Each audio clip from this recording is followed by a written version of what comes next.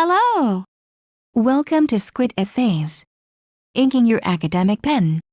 My name is Julie and I will be your instructor as we read through Global Player Peer Competitor. The article source is embedded in the video description below. Feel free to read along. Please note that you can get a custom, plagiarism-free essay for as little as $10 a page at Squid Essays. The link is in the description. Chapter 1 Introduction. If there were only two men in the world, how would they get on?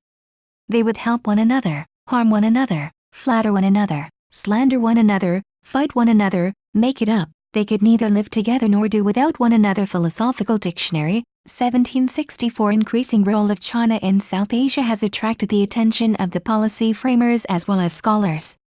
Its foreign policy towards Southeast Asia has varied from indifference to hostility, but Chinese interest in the region has persisted since 1949.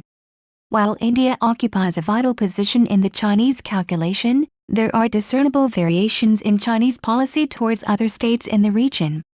The behavior of Southeast Asian states towards China has also varied. Notwithstanding the persistence of the Indian factor in their perceptions, we observe different response to Chinese behavior and policy in these states. Chinese foreign policy is undergoing a metamorphosis never seen in the history of the People's Republic, PRC. The country has enjoyed a more secure place in the world than before, yet it has remained dissatisfied with its international status. China's quest for international legitimacy and a positive image is tested by its pursuit of security interests and the power politics logic of its own and other states. Chinese foreign policy strategy has equally stressed the need to protect its national interest in a threatening world and the struggle to remold the international environment in line with its preferences. Clearly, PRC foreign policy is complicated, dynamic, and consequential. China has managed to become a rising star in the international arena, both politically and economically.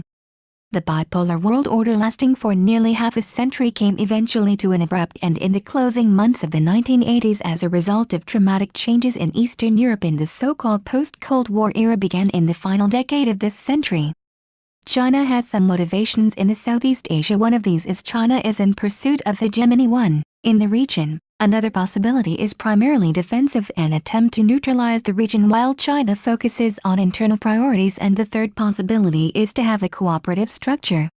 India is seeking an expanded role in the international geopolitical arena, which includes Asia and Southeast Asia.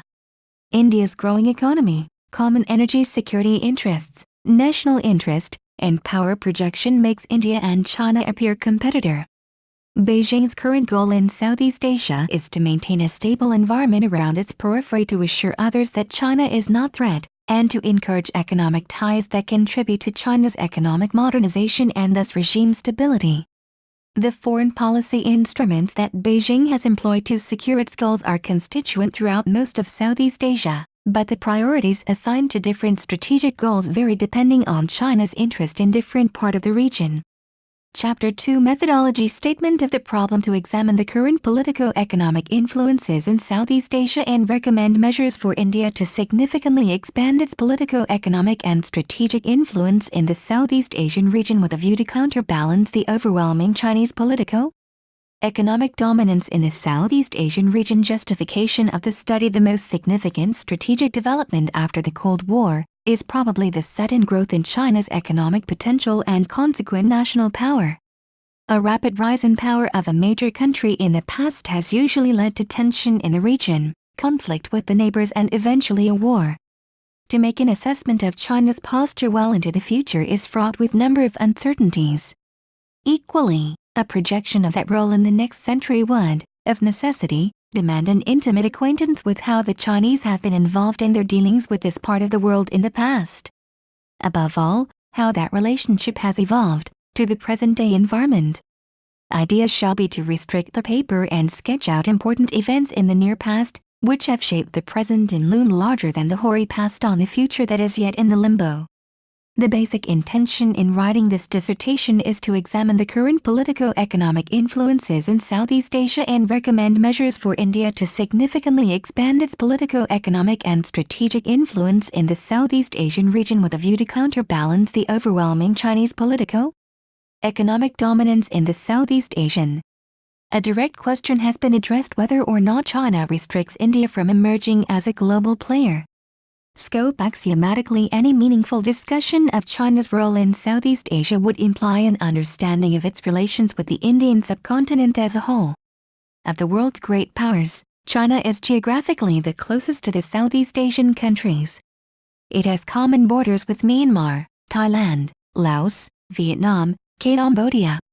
There is significant cultural similarities, far-reaching political and strategic repercussions over the past couple of centuries, and has propelled the world's most populous regions into interaction in a wide variety of ways.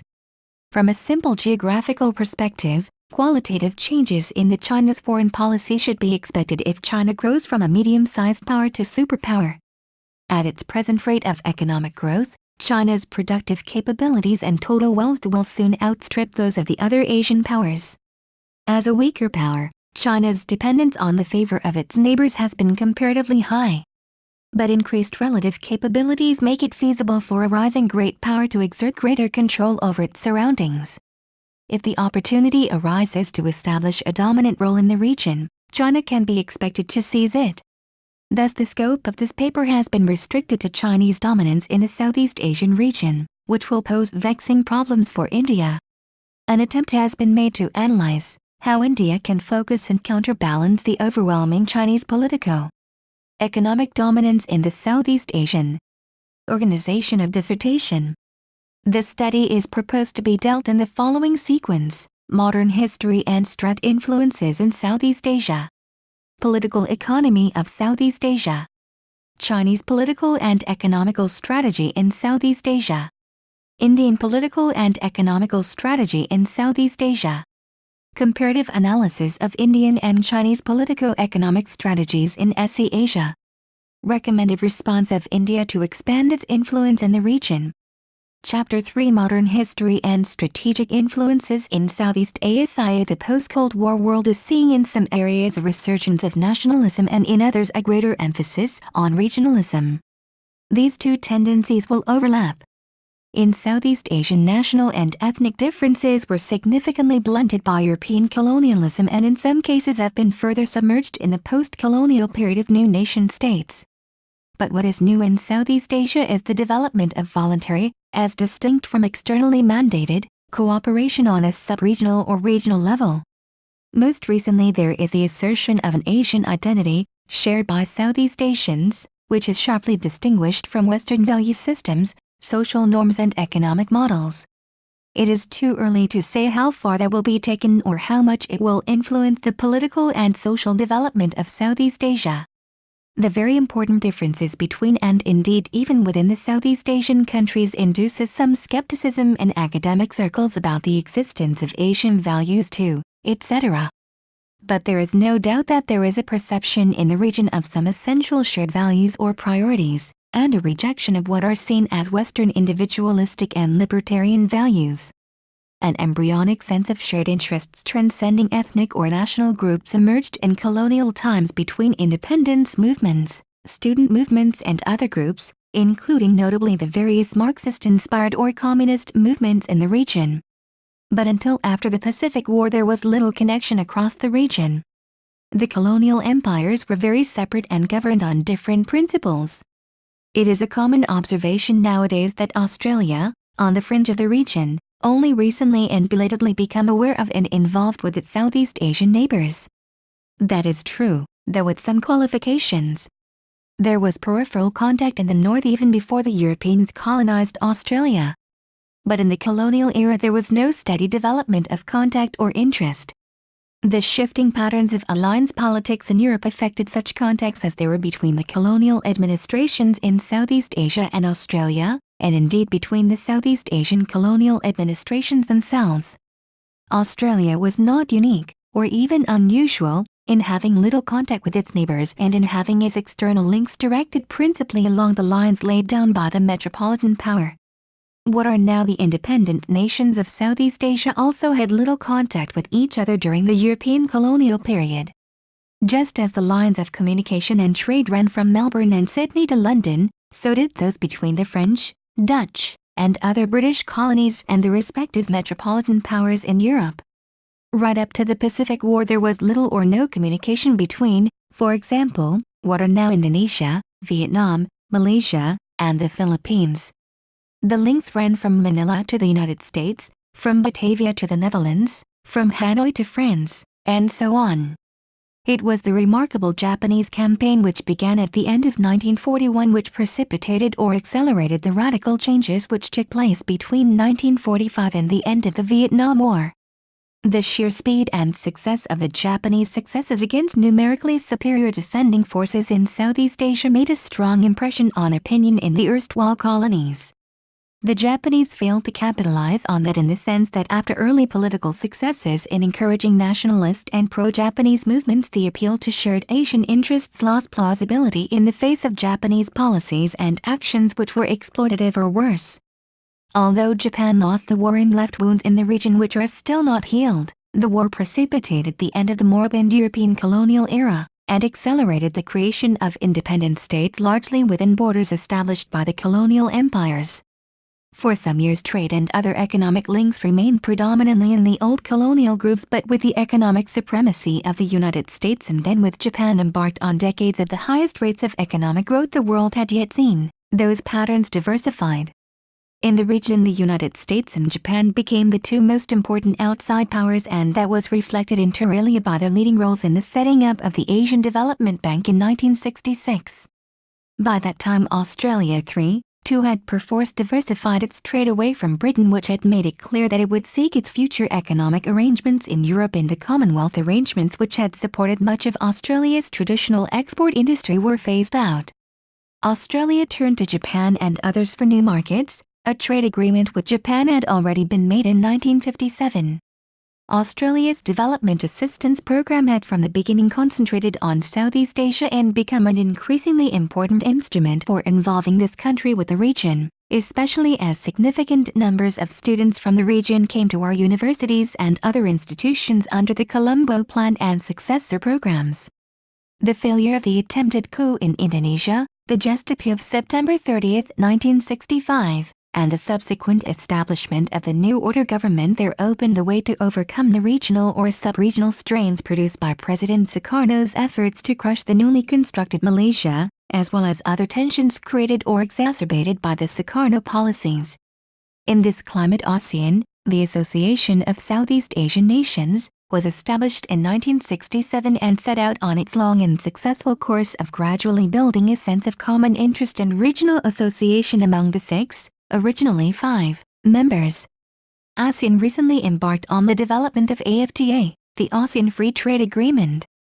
ASEAN has become the key institution in Southeast Asia not only because of its success in developing a sense of community among its very disparate members, and in finding a road for them to closer economic cooperation.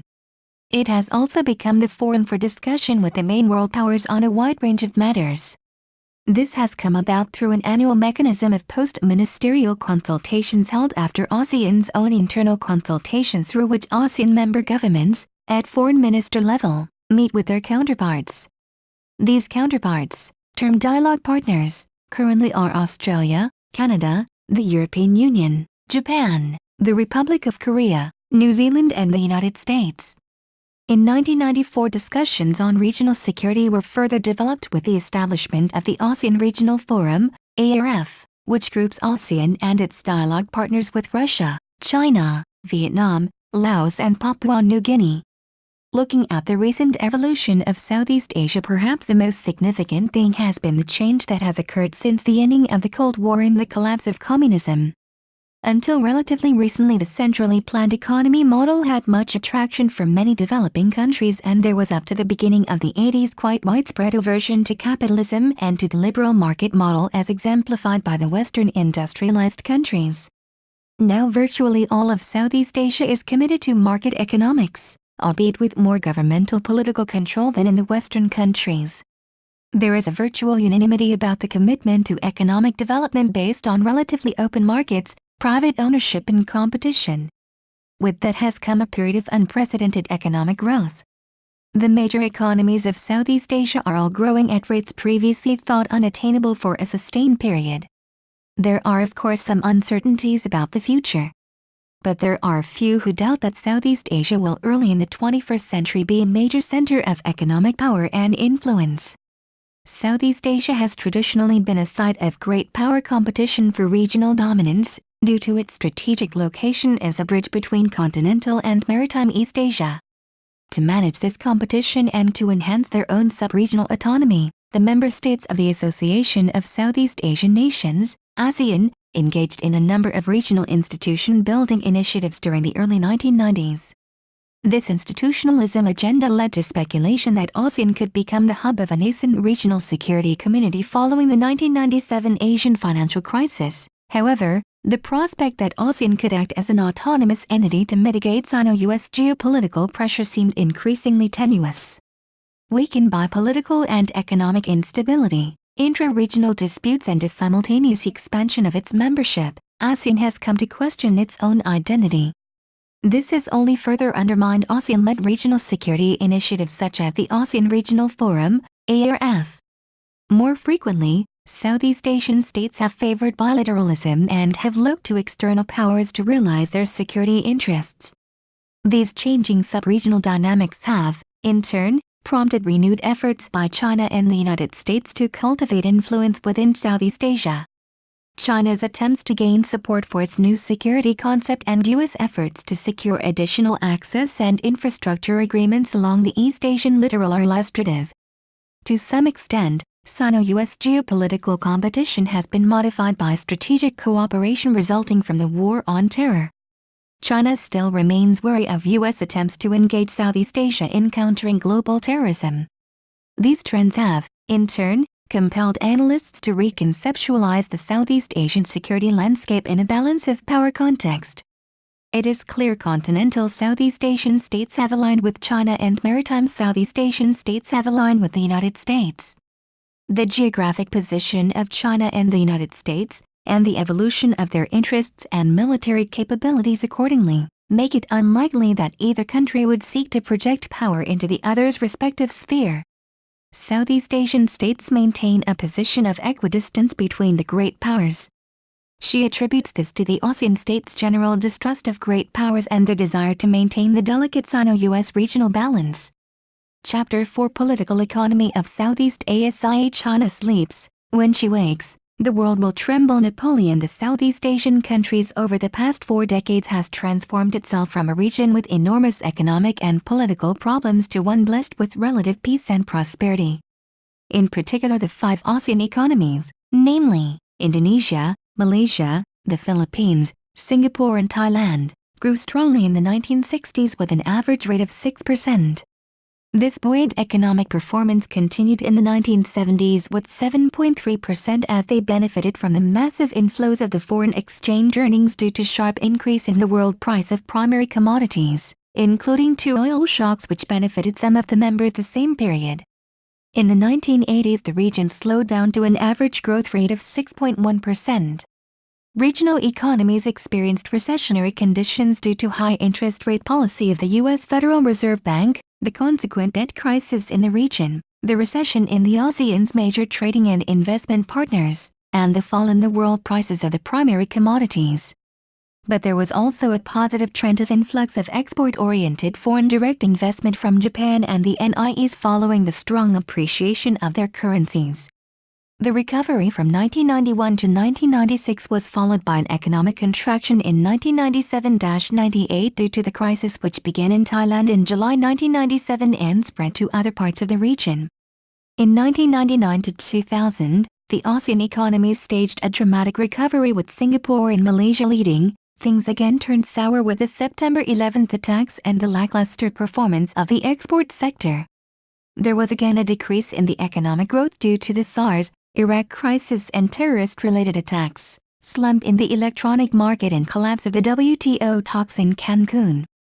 The global economy is most rapid in emerging Asia where GDP accelerated to 7.2% in 2003, accounting for about 50% of world growth. Looking forward, growth is projected to remain high at 7.4% in 2004 and 7.0% in 2005.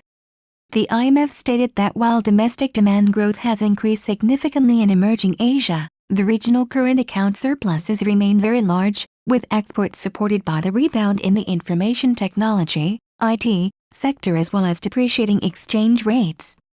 In the ASEAN 4, Thailand has shown the strongest expansion at 6.7% in 2003, and is expected to remain high at 7% in 2004 and 6.7% in 2005. Cyclical considerations and high levels of public debt necessitate fiscal prudence for Thai authorities. The Malaysian economy is also recovering strongly and is expected to continue with inflation and unemployment remaining at low levels. However, the main policy priorities are the implementation of the announced fiscal consolidation to achieve a balanced budget by the year 2006 and greater exchange rate flexibility accompanied with suitable macroeconomic policies. Indonesia's modest growth continues to be driven by private consumption, and has been accompanied with lower inflation. The Indonesian government should continue to implement its planned fiscal consolidation. Moreover, it needs to sustain banking, legal and judicial reforms in order to provide a better investment climate conducive to higher growth. As for the Philippines, uncertainties remain high even after the May 2, 2004 presidential elections. The main concerns of the Philippine government include increasing the tax revenues, restructuring the power sector, strengthening the banking sector, and improving the business system. Following the SARS crisis, the Singapore economy recovered in 2003 with supportive macroeconomic policies. To enhance its medium-term competitiveness and growth prospects, the IMF recommends a deepening and acceleration of reforms including further divestment of government linked companies issues and challenges for Southeast Asian ASEAN domestic policy issues and challenges.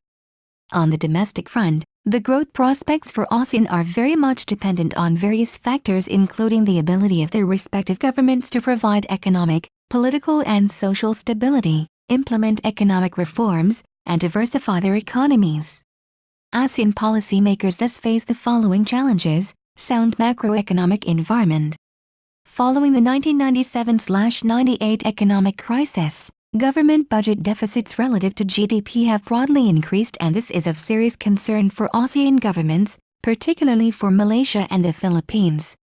Price instability has become a serious concern for Indonesia and the Philippines. Exchange rates in Indonesia, Laos, the Philippines and Myanmar have weakened significantly. Moreover, the rising levels of foreign debt in the Philippines and Indonesia could create additional uncertainties. In terms of the current account surplus as a proportion of GDP, the 6 older ASEAN members have broadly shown higher levels relative to Cambodia, Laos, Myanmar and Vietnam, CLMV countries. Thus, in order to achieve a sound macroeconomic environment, ASEAN economies need to adopt a prudent fiscal policy, low inflation rates, stable exchange rates, and manageable levels of external debt and current account balance. Stable political and business environment. The political environment in some countries has been affected by military uprisings, kidnappings, bombings and other terrorist-related activities, people's demonstrations, and elections. A 1997 survey of Japanese firms conducted by JETRO indicated that political stability is considered as the most significant determinant of Japanese investments in ASEAN. Thus, Southeast Asian governments need to find ways and means towards achieving and maintaining a politically stable environment in order to encourage domestic and foreign investments. Social harmony. ASEAN countries need to address issues such as conflicts between racial groups, for example the Chinese and Pribumis in Indonesia, and the Chinese and Bumiputras in Malaysia, between religious groups, for example the Muslims and Christians in southern Philippines, and between the poor and rich. Despite all the policies and resources spent on alleviating poverty and reducing income inequality, unemployment, poverty and income inequality continue to be the major policy concerns of ASEAN governments. In reality, it is very difficult to reduce poverty and narrow the income gap given the interplay of politics, economics and industry, and the conflicting goals of the various interest groups in the economy like businesses, religious groups, the elite, farmers, small and medium entrepreneurs, etc. Thailand's income gap between the rich and the poor was the widest in the world. Bangkok Post, 2 August 2003. In the Philippines, Gerard Clark and A9AYTZ35A0, 2003, in their study titled "Do the Well-Off Really Care About the Plight of the Poor?" revealed that majority of the respondents suggested that some elite people cared while others did not. And those who did cared too little or acted primarily out of self-interest. In fact, there are some people in the superior group like the elite who wish the poor to remain poor because of the benefits that can be derived from their poverty. For instance, politicians often depend on the poor at elections time for support that propels them to political office. Economic reforms. Southeast Asian governments need to continue implementing economic reforms that include market opening, trade, investment and financial liberalization. These reforms are particularly crucial for the CLMV countries as they undergo transition from centrally planned to market-oriented economies, and for the crisis-hit countries especially Indonesia and Thailand. In the case of Indonesia, there was a lack of seriousness on the part of the political leadership to undertake economic reforms. For example, there were delays in the removal of tariff control and the privatization of state assets and enterprises, so that the process of reforms is reverting to protectionism. Furthermore, a delay in the IMF's financial assistance added to the ineffectiveness of Indonesia's recovery program. Thailand completed its 34-month standby arrangement from the IMF that formed part of an international financial package worth $17.2 billion from multilateral and bilateral lenders. Outstanding obligations at end June 2002 amounted to $6.4 billion and repayment was finally completed on July 31, 2003, some 2 years ahead of schedule, a significant achievement on the part of the Thai government. Economic diversion. Various factors impel ASEAN economies to continue to diversify their economies: volatile and broadly declining primary commodity prices, depletion of non-renewable primary resources such as oil and gas, and the high costs of production.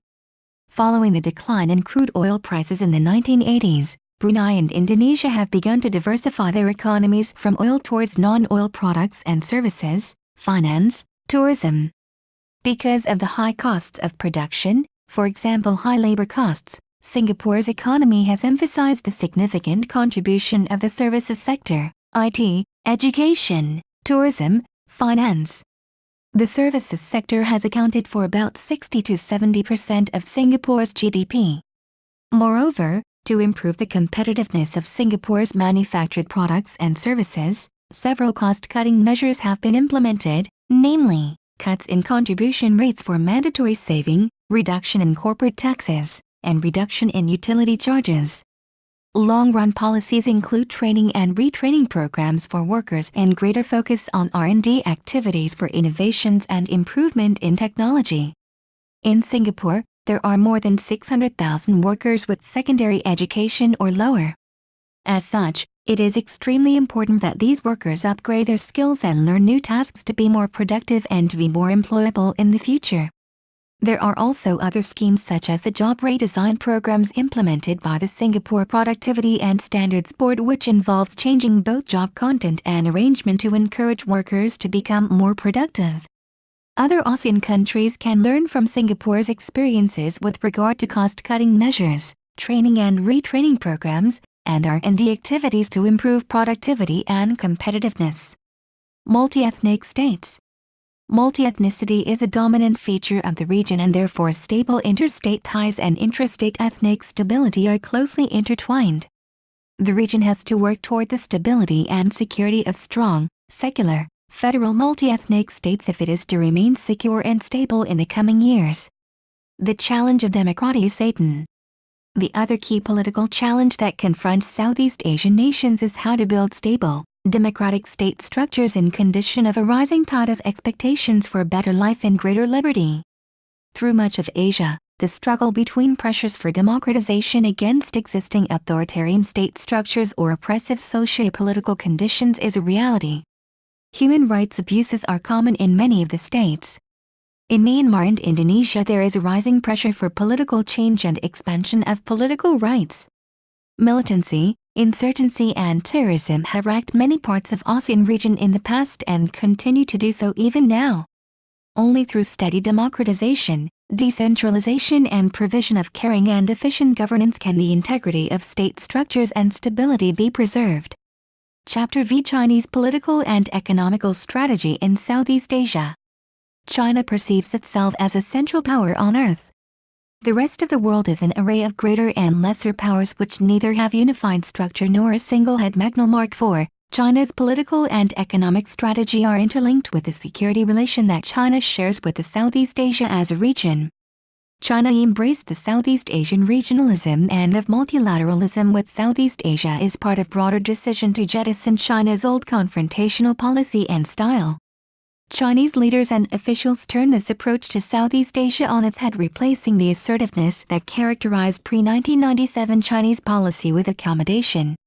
This concerted campaign assuaged Southeast Asian fears but also paved the way for Southeast Asian and Chinese to participate in and profit from this rapidly expanding economic ties. Chinese leaders and officials smoothly employed diplomacy in innumerable meetings with Southeast Asian counterparts to slowly and carefully win greater influence in Southeast Asia. The Chinese foreign policy community made a concerted effort to represent China's re-emergence as a regional power. It portrayed recent trends as aligned with the economic and security interests of its southern neighbors. China convinced the neighbors that it is not a threat. China employed the same set of instruments of Chinese national security policy at both multilateral level with ASEAN and bilateral level with individual ASEAN states, albeit with differing effects in the countries concerned depending on their individual circumstances.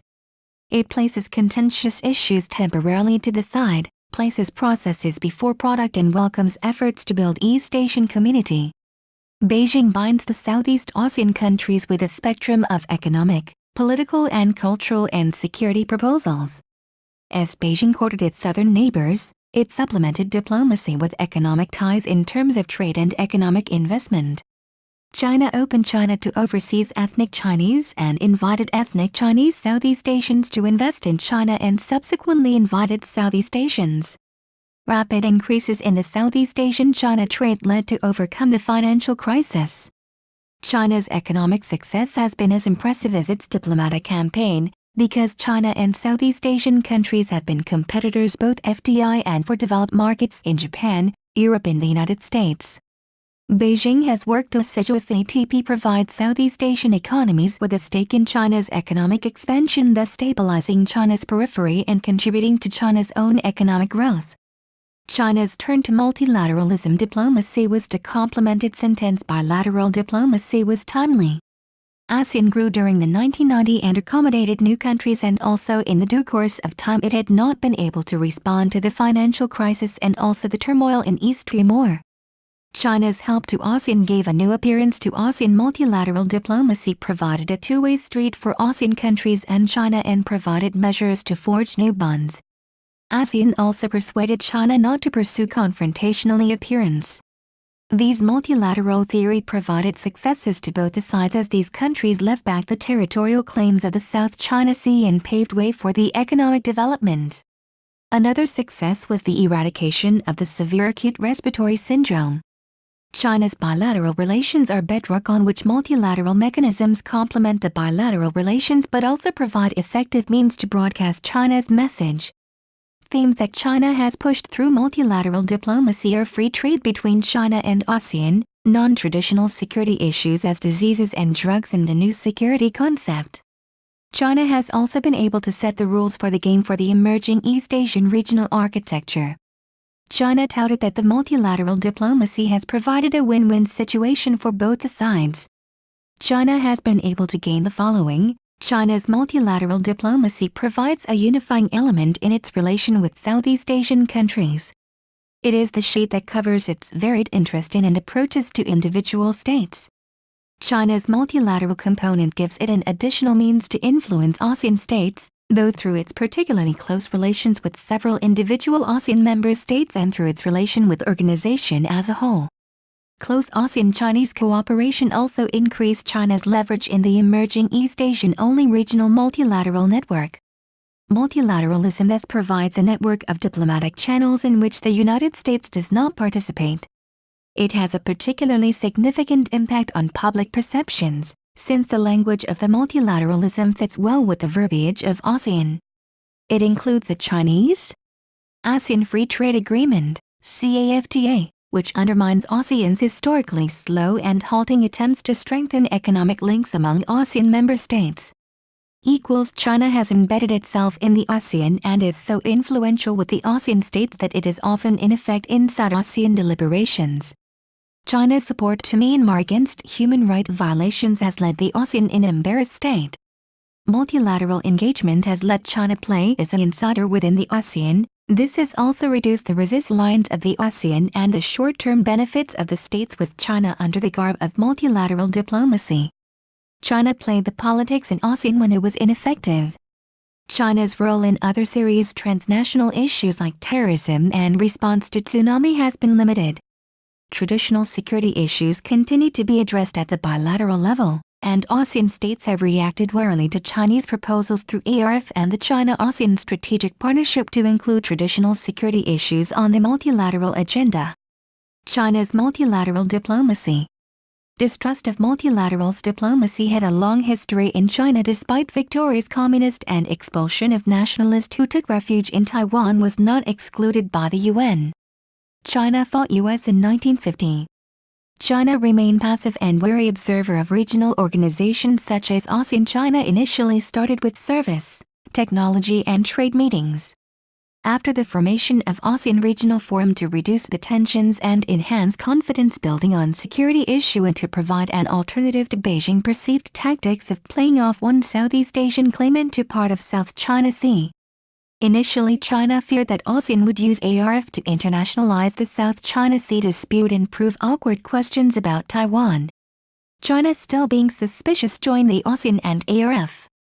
Initially China remained cautious and only after gaining confidence proposed initiatives in the organization. China slowly used multilateral forum for its own goal. China slowly started CAFTA, an economic proposal of major political significance, to forestall Taiwan to revive its pre-financial crisis state. China's economic relation and strategy in Southeast Asia. China, as widely expected to become Southeast Asia's, has achieved the aim. It topped the trade at whopping $103 billion, or about 10% of ASEAN's trade. With the emergence of China as the new manufacturing hub, ASEAN countries became deeply concerned with competition China would crowd out their export-driven growth. These fears subsided as their trade with China grew and with rest of the world stagnated. The relative benefit of expansion of trade is still not clear both between trade partners and specific industries. There is increased intra-industry dependence as both the economies has integrated. Since 2004 China has attracted more than 55% of the FDI as compared to 20% to the ASEAN. However, it is believed that developing trade relation and CAFTA will increase the FDI in ASEAN. This also includes investment from China. FDI continues from US, Europe, and Japan. The emergence of clear China plus Southeast Asia investment strategy on the part of multinational firms could help shift relative FDI flows from China to Southeast Asia. China's search for reliable energy supplies will play a less significant role on its relations with Southeast Asian countries as a whole than trade. This choke points of the Southeast Asian countries is more of importance in terms of security issues or of high politics. Access to Southeast Asian energy resources is important to China but not critical. Southeast Asia is net oil importer, but a significant producer of natural gas.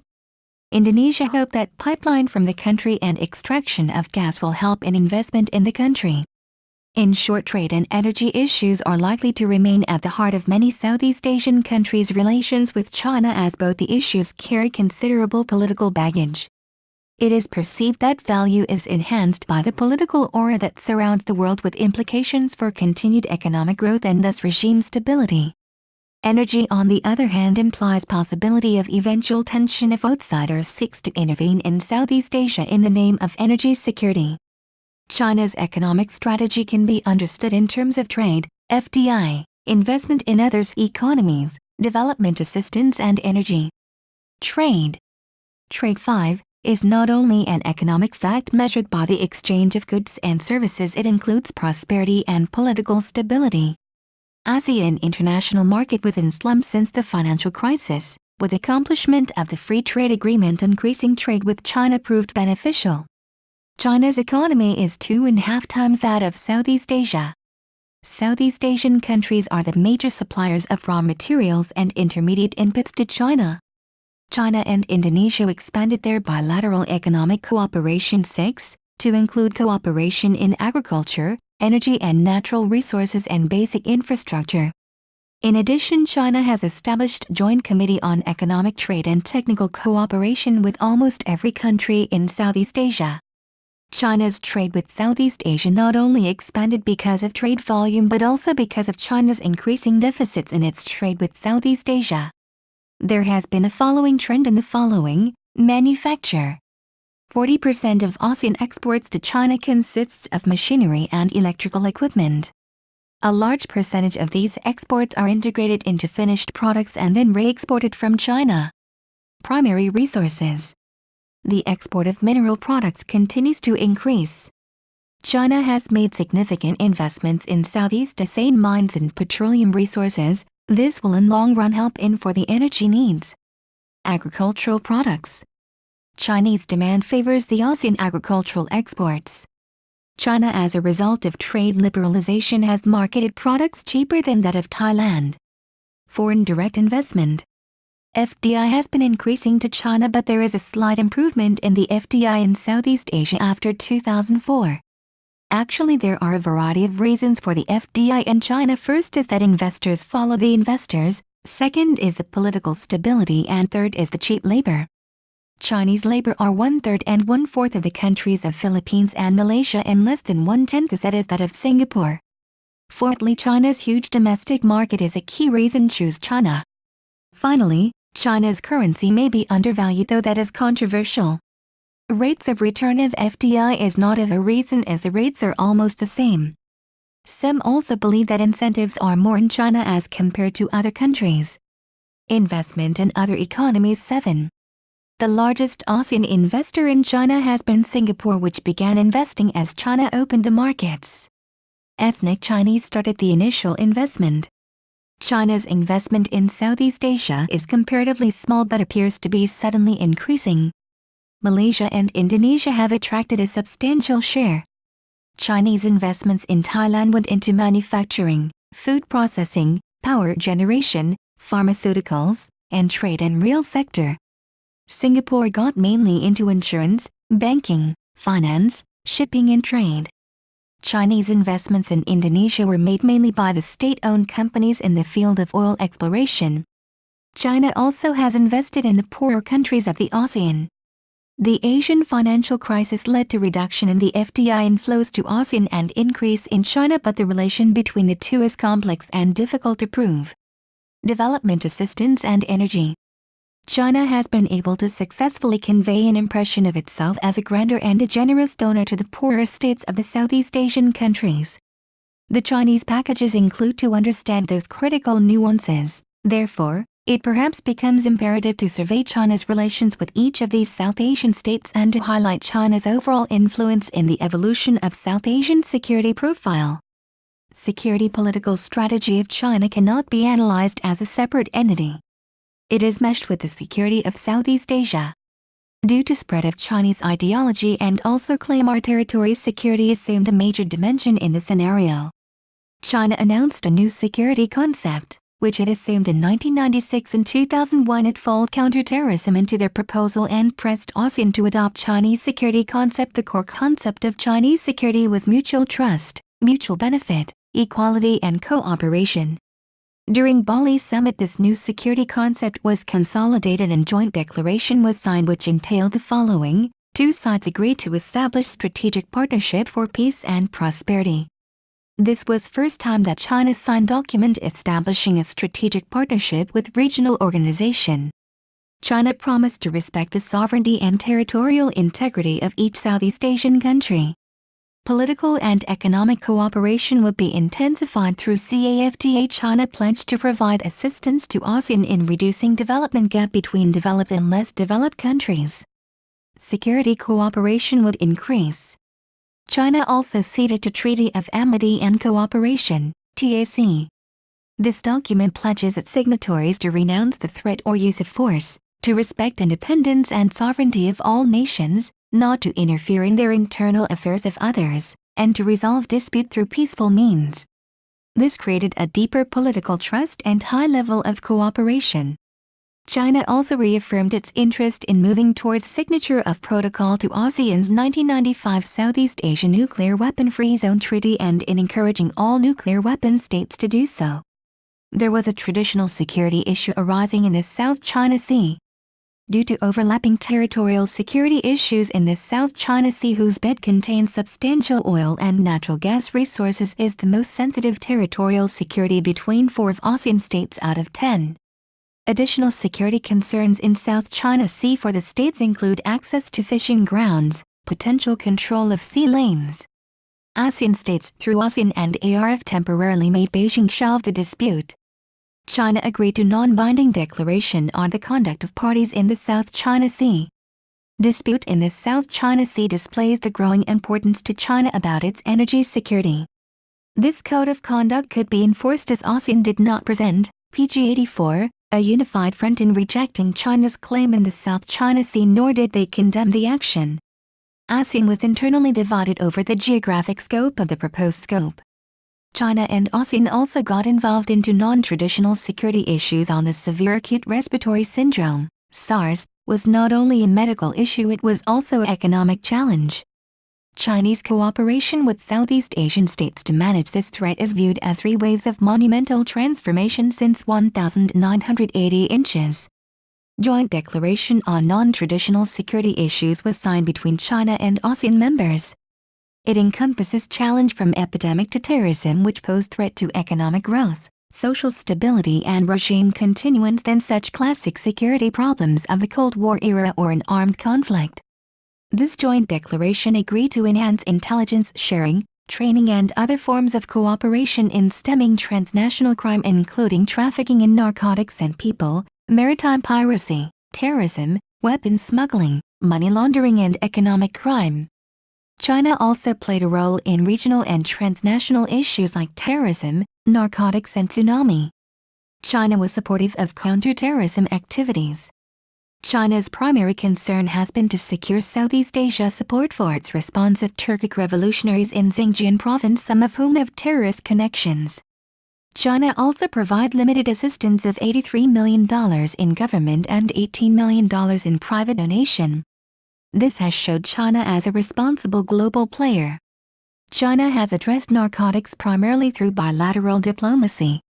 PG 88. China's decision to supplement bilateral diplomacy and multilateralism has been welcomed.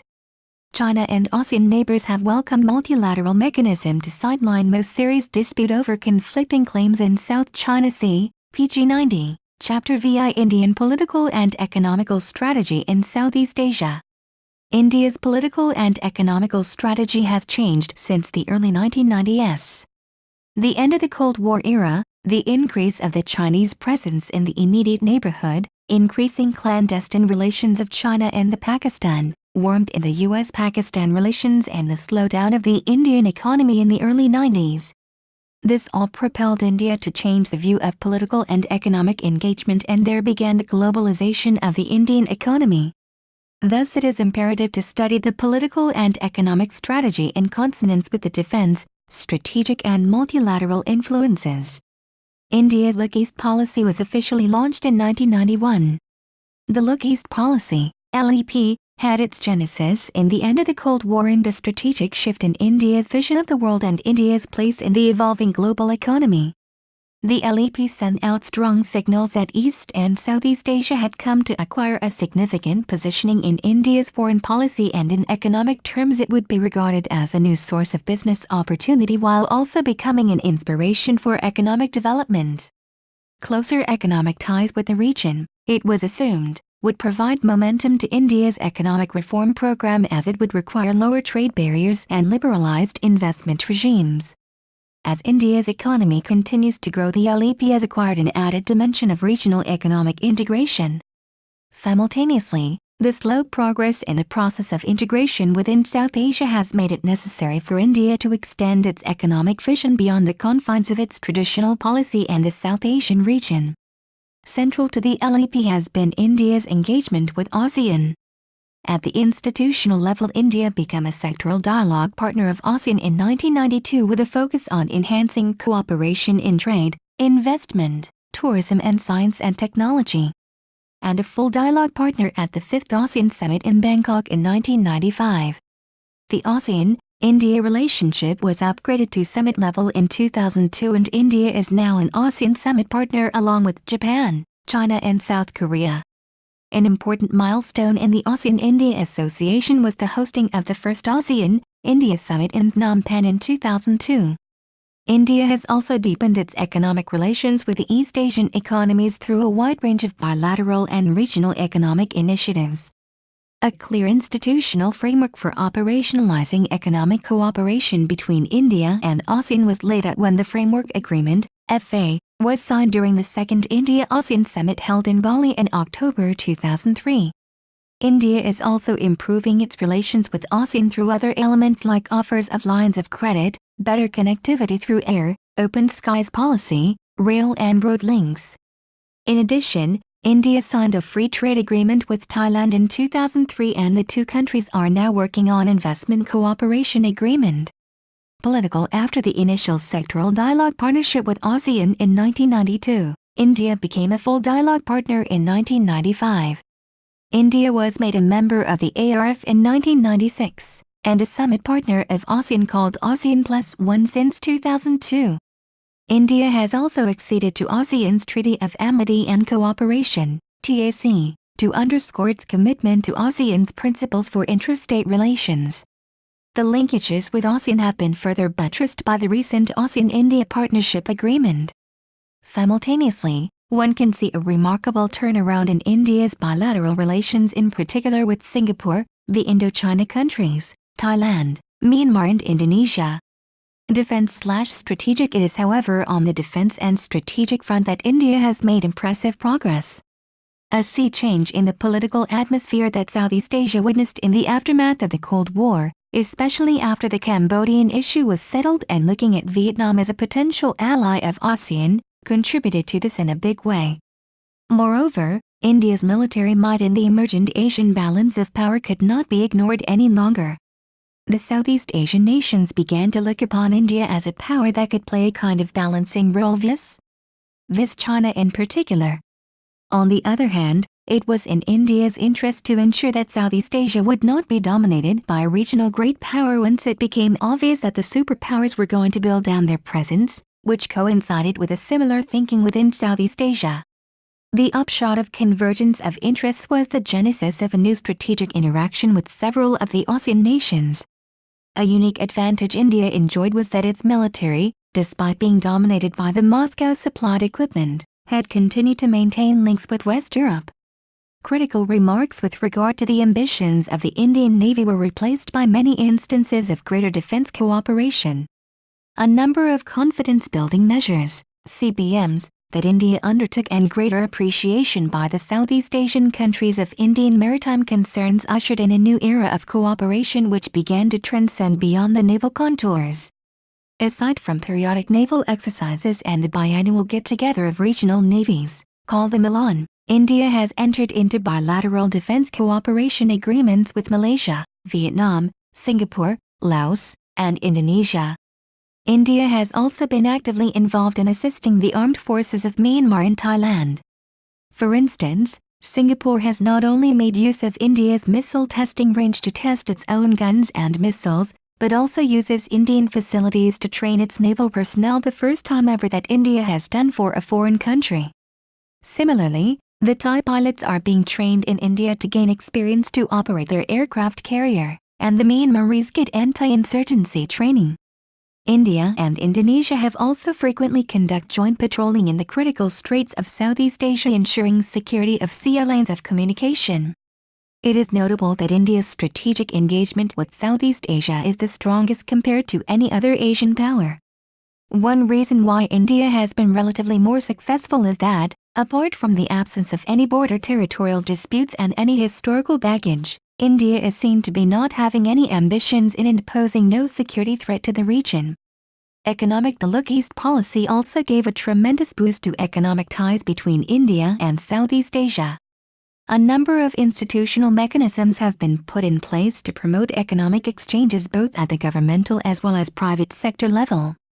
The ASEAN-India Joint Cooperation Committee and an ASEAN-India Working Group on Trade and Investment were set up along with the creation of an ASEAN-India Fund to promote trade, tourism, science and technology, and other economic activity.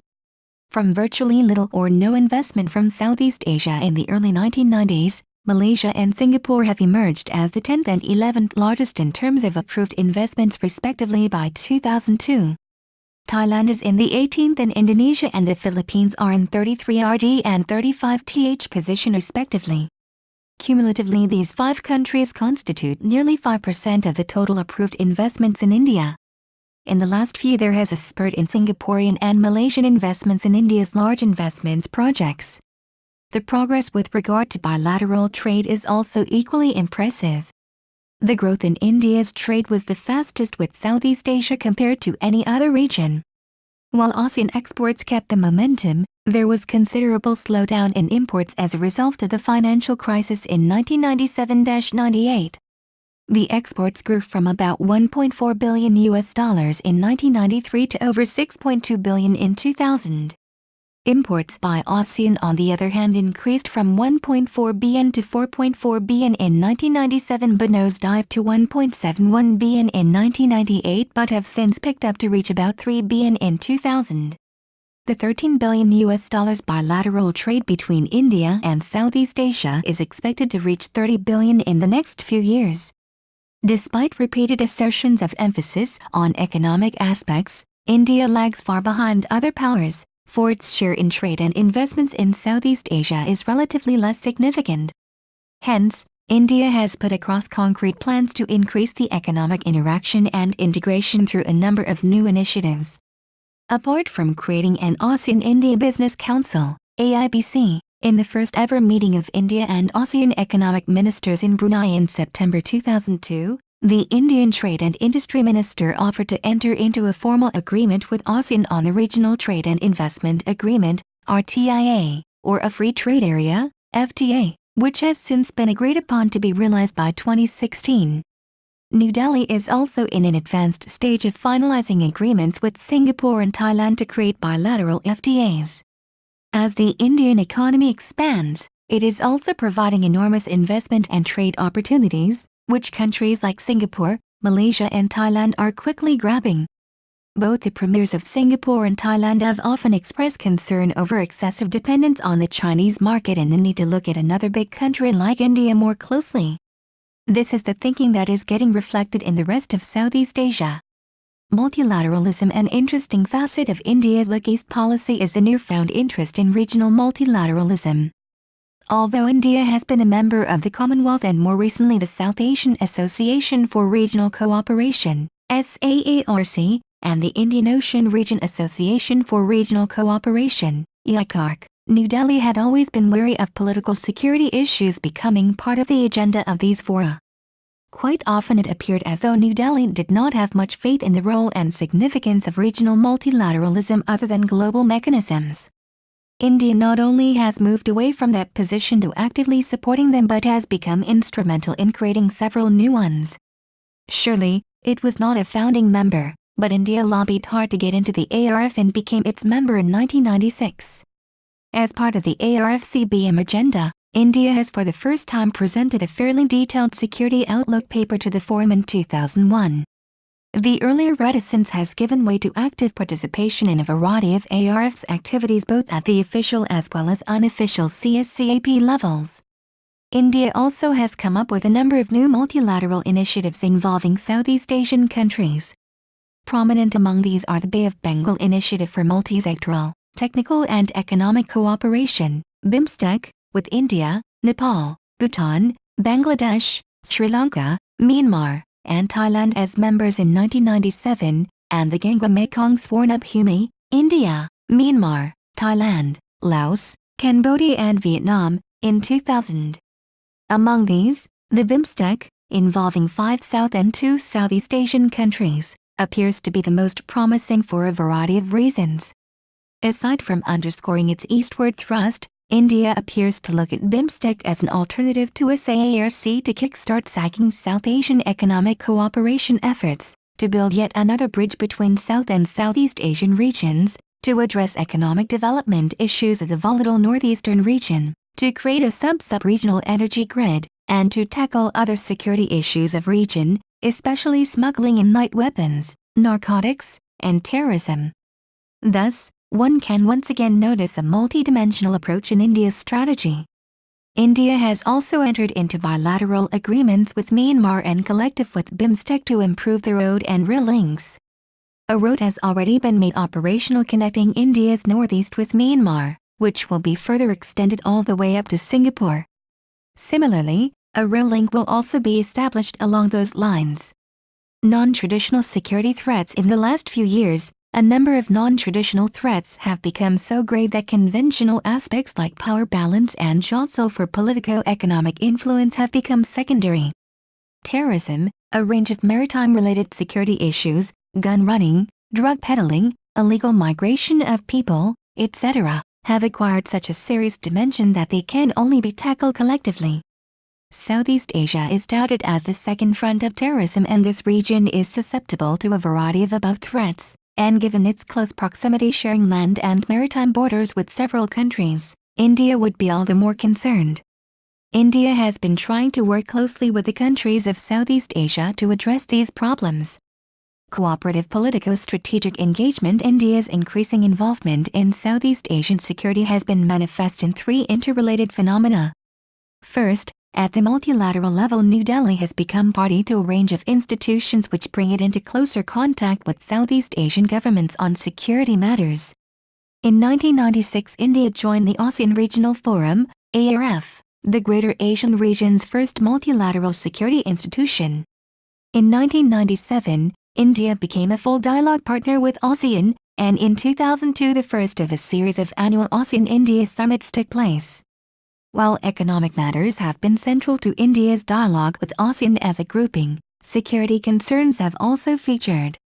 For example, at the second ASEAN-India summit in 2003, the two sides signed not only an agreement on comprehensive economic cooperation, aimed at establishing a free trade arrangement within 10 years, but also the ASEAN-India Joint Declaration for Cooperation to Combat International Terrorism, which recognized the two sides' mutual counter-terrorist interests in the light of evidence of increasing connections between violent extremist movements in South and Southeast Asia. With support from ASEAN members, notably Singapore and Indonesia, in December 2005, India joined the ASEAN-led East Asian Summit, EAS. India stressed the need to shape a new security environment free of confrontation and tension, in which even non-military issues of security would be tackled comprehensively through a cooperative approach, holistically and regionally. India's accession in 2003 to ASEAN's Treaty of Amity and Cooperation, thereby agreeing not to interfere in the internal affairs of the association's member states, provided a degree of reassurance to them. The second dimension of India's security engagement with Southeast Asia has involved bilateral relationships with individual ASEAN members. The most important bilateral security engagement is with Singapore. The Lion King series of annual bilateral anti-submarine warfare exercises began in 1993. Over time, these exercises' duration and complexity have increased. Cooperation with India allowed Singapore Navy personnel to train on board Indian Navy Foxtrot submarines, providing valuable hands-on experience before Singapore acquired its own submarines in the late 1990s. A new, more ambitious series, known as Simbux, began in 2005 with an exercise in the South China Sea. India's defense cooperation with Singapore has now expanded to include Air Force exercises, Singapore Army training in India, and an annual defense policy dialogue. With Malaysia, the main area of cooperation has involved the training of Malaysian officers in Indian establishments such as the National Defense College, Defense Service Staff College, and agreement on satellite technology cooperation. India has held bilateral naval exercises with Thailand since 1995, and in 2003 the two countries opened discussions on counterterrorism and intelligence sharing. India has also offered defense equipment for sale, and Bangkok has purchased small quantities of ammunition. New Delhi and Jakarta agreed to establish a strategic partnership, including a potentially significant defense dimension focusing on the supply of Indian defense equipment including technology transfer, joint production and joint projects, and providing for an annual strategic dialogue between senior officials. India's ISRO will assist Indonesia's LAPAN to develop its remote sensing capabilities. In mainland Southeast Asia, India entered into defense cooperation agreements with Vietnam and Laos in 2000 and 2002, respectively. But in both cases cooperation has remained limited. India has provided training for Vietnamese military personnel and has assisted with upgrades for Vietnamese MiG-21 fighter aircraft. In January 2006, Vietnam requested Indian assistance in training troops for UN operations. India has provided defense advisors to Laos, as well as donating small numbers of Tata military jeeps and trucks. Security-related cooperation with Myanmar, the only ASEAN member with which India shares land borders, has developed significantly over the last 2-3 years. Speaking in Yangon in March 2005, Indian Foreign Minister claimed that New Delhi wished for a long-term partnership with Myanmar, involving not just substantially increased trade, Indian access to Burmese oil and gas, and a land route through Myanmar to other parts of Southeast Asia, but also Myanmar's assistance against armed separatist movements in northeast India. Apart from securing India's northeast and facilitating development there, the push for closer relations with Myanmar is evidently intended to counter Chinese influence there. The third dimension of India's growing strategic involvement in Southeast Asian security has involved the expansion of naval activities to the east. The new Indian Maritime Doctrine released in April 2004 envisaged a shift from coastal defense to operations in the wider Indian Ocean region, seen as the Indian Navy's legitimate area of interest. Apart from exercises with Southeast Asian partners, most importantly Singapore, the Indian Navy collaborated with the U.S. Navy in patrolling the northern end of the Malacca Strait in 2001 February, and at the end of 2004 mounted Operation Gambhir, a major contribution to tsunami relief efforts in Indonesia's Aceh province. Extensive naval diplomacy in Southeast Asia, including regular discussions with regional navies, port calls and participation in international naval symposia, has supported this expanding naval activity. Chapter 7 Comparative Analysis of Indian and Chinese Politico-Economic Strategies in SE Asia. Watch what we do and not what we say. Zhou Enlai, former Chinese Prime Minister. China's growing power and influence in Asia poses a long-term strategic challenge to India in terms of security and also economical. For many decades now, China has been pursuing a carefully orchestrated plan for the supremacy in its political and economical sphere. China began its expansion in the Southeast Asian countries much before India, with three policies starting in the early 80s as the result of three policy initiatives, namely the Open Door Policy, the Good Neighbor Policy, and the Go Global Strategy. These policy initiatives have dominated the China's policy-making process in global affairs, including its relations with Southeast Asia. The Open Door Policy, introduced in late 1978, not only changed the modern development of China's political economy but also the directions of international political and economic orders. For many Chinese on the mainland, the Open Door Policy was perceived as an opportunity for many changes, including the improvement of their daily lives due to gradual economic progress, access to foreigners due to the coming of international investors and visitors, observation of changing global development due to wider usage of the Internet. In 1981, China, for the first time, established a commercial representative office in Singapore, and so did Singapore in Beijing. China and Indonesia restored direct trade with each other in 1985, a big step forward in the relations. The Good Neighbor Policy rapidly strengthened relations with the Southeast Asian countries, and this was virtually important after the Tiananmen Square incident, mainly because long-isolated Chinese desired to promote a new image and a new cordial relationships with its neighbors in the Southeast Asia. With this policy, China entered into a new relations with the neighbors, and many of the countries restored full diplomatic relations like Indonesia, Singapore and Thailand. This era saw signing of bilateral agreements, visits of high delegation. These political initiatives laid a foundation for the expanding economic activities between them. The Go Global Strategy made China to go all out globally. It had signed the WTO and had come into the mainstream of the trade and economy. China went towards Africa but also maintained the good neighbor policy with the aim of stabilizing and enriching neighbors. India in the meantime till prior of 1990s was overcoming various problems of the Cold War era. The fact that southern Indian tip is astride some of the most critical sea lanes of communication in the Indian Ocean connecting Southeast Asia and East Asia with West Asia and Europe, through which nearly 40% of the world's trade passes through. Southeast Asia was hardly a foreign policy priority to New Delhi till recently. India's association with Southeast Asia can be traced back to ancient times due to religion, language, and culture and civilization.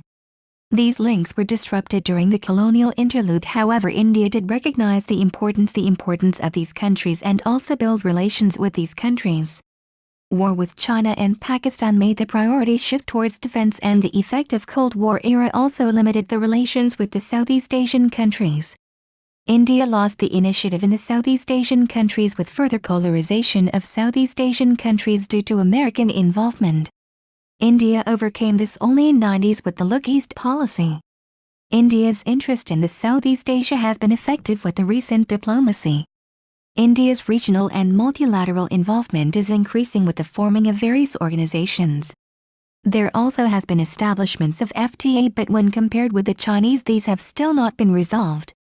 The irritants in the free trade agreements between the India and Southeast Asian countries have still not been resolved. The high-level visits when compared to Chinese is less, and India has not been able to influence their leadership. China has been able to influence the Southeast Asian countries with a soft power that includes diplomacy, foreign assistance, trade and investment. China's foreign aid has been growing steadily.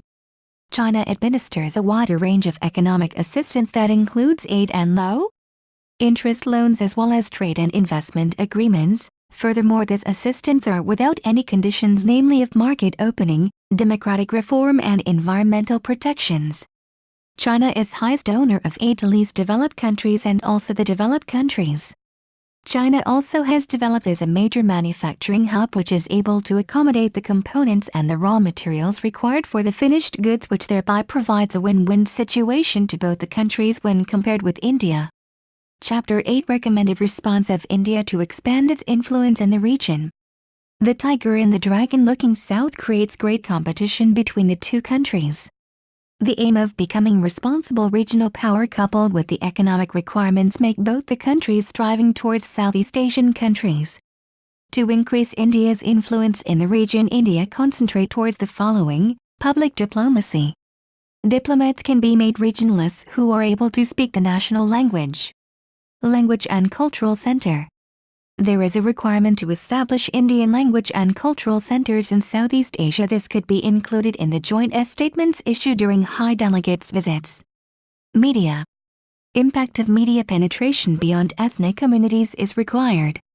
This can be done by the increase in TV and radio broadcasts. Financial aid.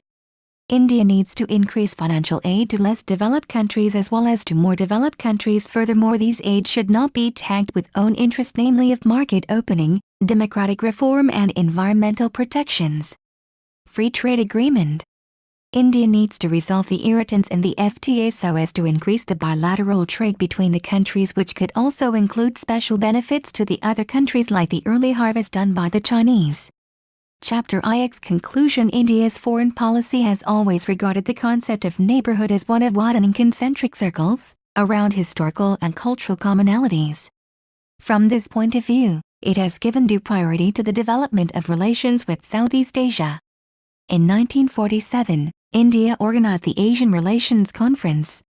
It chaired the International Control Commission in 1954 and was a major player in the organization of the Bandung Conference in 1955. Today, India is implementing a Look East policy which is underpinned by important economic considerations.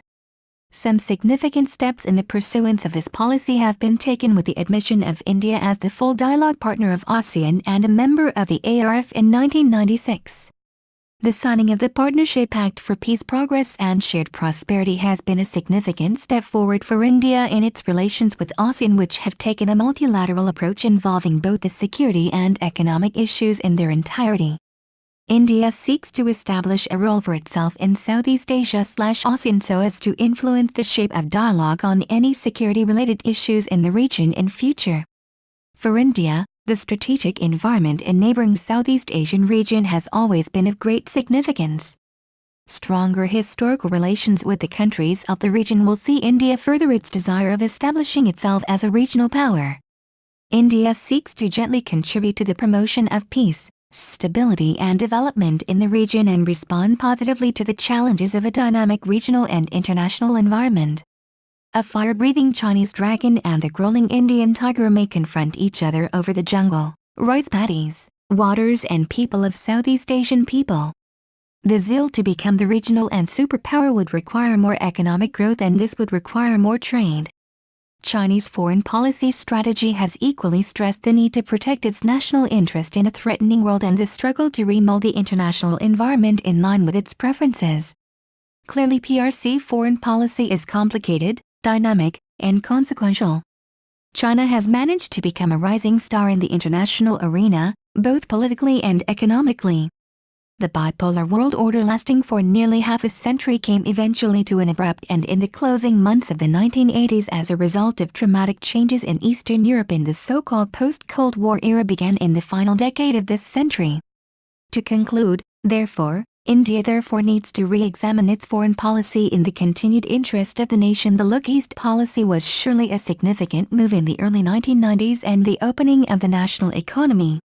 India recognized the market available in the immediate neighborhood and also took concrete steps for pursuance of own interest. India needs to revitalize its ethnic roots in the countries which it had. India needs to resolve the free trade agreement with these countries and develop the soft power as the Chinese. There will be a confrontation between the two giant economies of China and India, but India needs to concentrate on the strengths of IT, pharmaceuticals, infrastructure. Due to the growing Southeast Asian security dwindle, it assumes more importance that India maintains closer relations with these countries in trade and economy.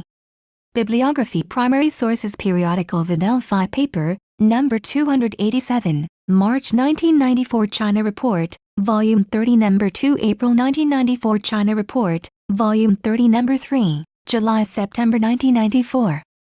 IDSA Journal, New Delhi, Volume 30, November 1995. Issues and Studies, Vol. 30, November 1994, Journal of the USI, October 10, 2000. Journal of the USI, July-September 1995. Strategic Digest, November 1992. Spotlight on Regional Affairs, Islamabad Institute of Regional Studies, Vol. XVII number 10, October 1999. Orbis Volume 38, 1994. Trishul, Vol. XAII, Autumn 2000, Defense Services Staff College, Wellington. Newspapers: The Dawn, Islamabad, July 3. Pakistan Times, Islamabad, July 31, 2000. The Hindu Coimbatore, December 19, 2000. The Hindu Coimbatore, December 20, 2000. The Hindu Coimbatore, December 29, 2000. Hindu Coimbatore, January 7, 2001. The Hindu Coimbatore, February 12, 2001. Secondary sources: books. Bronson Percival, The Dragon Looks South, Progress Security International, United States, 2007. Najesh Kumar, Rahul Sen, Mukul Asher, India-ASEAN Economic Relations, The Institute of Southeast Asian Studies, Singapore, 2006. Gary Rodham, Kevin Hewinson, The Political Economy of Southeast Asia, Oxford University Press, Australia, 2002. Bates Gill, Rising Star, Brookings Institution Press, Washington, D.C., 2007. Donnell Palajawanta, China and Third World, Vikas Publishing House, New Delhi, 1985. Bronson Percival, The Dragon Looks South, www.agenficus.com, www. Magnalmark, China at the Center, pp. 112. Boson Prekvival, The Dragon Looks South, Asian Perspective, Volume 30, pp. 113-140. Bronson Prekvival, The Dragon Looks South. Thank you for taking your time to listen to me. I hope you enjoyed learning about global player peer competitor as much as I did. Kindly remember that you can get a custom, plagiarism-free essay at Squid Essays for as little as $10. The link is in the description. See you next time.